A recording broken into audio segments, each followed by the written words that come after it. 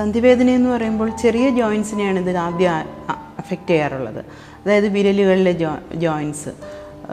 അവിടെ നിന്ന് കുറേശ്ശെ ഇത് മുകളിലോട്ട് റിസ്റ്റിലോട്ടും ആംഗിൾസിലോട്ടും എല്ലാം വ്യാപിക്കാറുണ്ട്. ആദ്യം ഈ രോഗം വരുമ്പോൾ നമ്മളിത് റുമറ്റോയ്ഡ് ആർത്രൈറ്റിസ് ആണെന്ന് ഡയഗ്നോസ് ചെയ്യണമെന്നില്ല.